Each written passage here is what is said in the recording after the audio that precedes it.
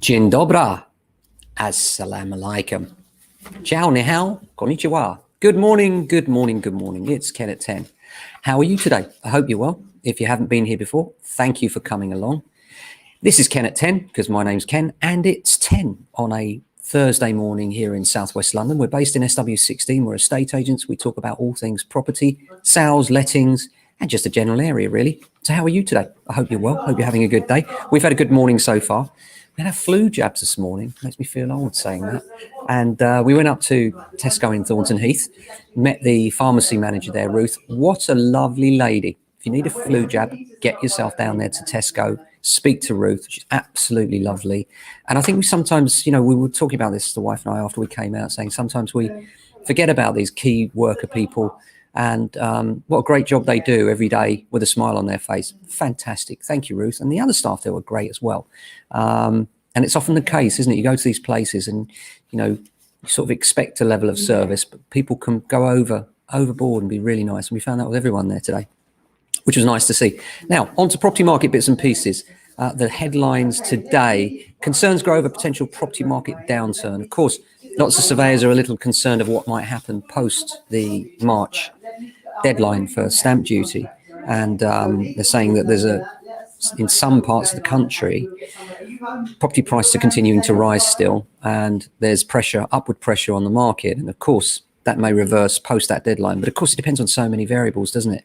Yes, definitely we're going to have higher unemployment, and it's going to be very tough times, no doubt, through the winter still. The pandemic's not going to end overnight. It's going to take time. But there is a chink of light at the end of the tunnel, isn't there, which is great to see. One of the reasons why chartered surveyors are downvaluing so much is because they're anxious about what might happen. And my view is they should be valuing for now, because the margin between the deposit and the valuation is the lender's safety zone. So the idea of downvaluing because you feel the market might fall is kind of wrong, because the market is where it is and the valuation should be for now, not for what you might think might happen in some months' time. Rant over on surveyors for the day. Aside from that, something else I wanted to talk about was that more than 1 million homeowners are facing a mortgage trap. And this is because people are obtaining second loans on the back of the Grenfell Tower fire and the reparations to their buildings, having to take out second loans. And those second loans are coming out at expensive rates.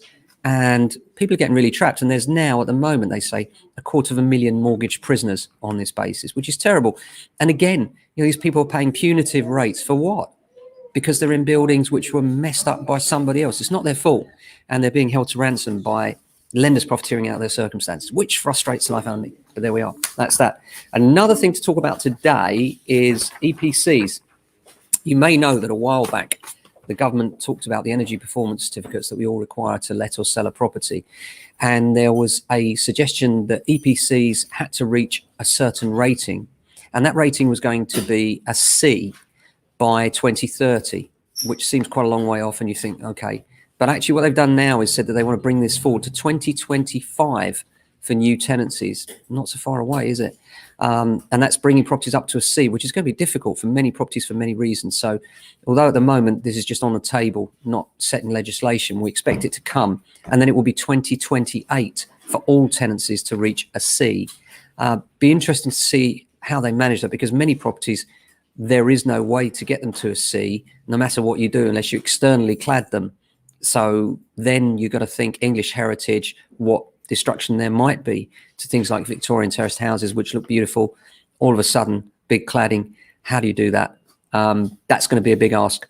There's going to be a lot of PV talk, a lot of people using photovoltaic cells and that sort of thing in order to try and nudge that rating in the right direction. And of course, it's good to improve properties.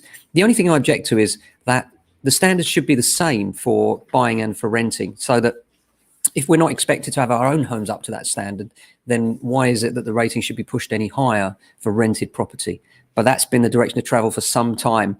Bash the landlords, and it's continuing to be the case. There are grants available at the moment up to £5,000 for energy improvement measures. The problem is that you have to implement major improvement measures in order to get the grant, and that's not as easy as it might sound, because it's very hard to get these efficiencies up to the right level, particularly if you're in a flat, and conversion flats very difficult indeed.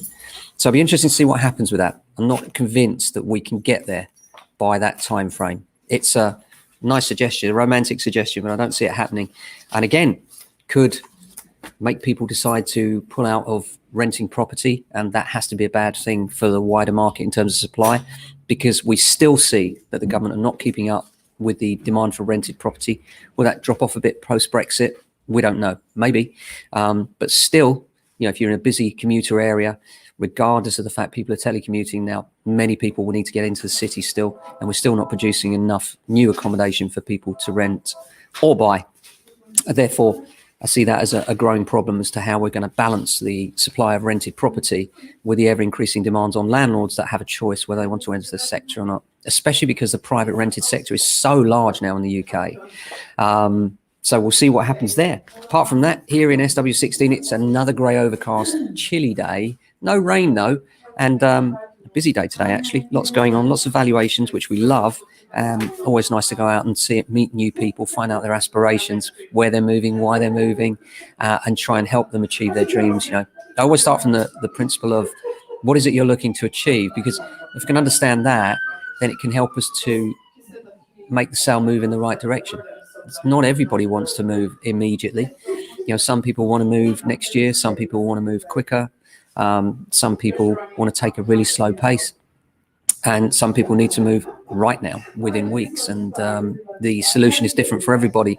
And we do auctions and sales. So we've got a solution for everybody. And we can put you on the right direction of travel once we understand what your needs are.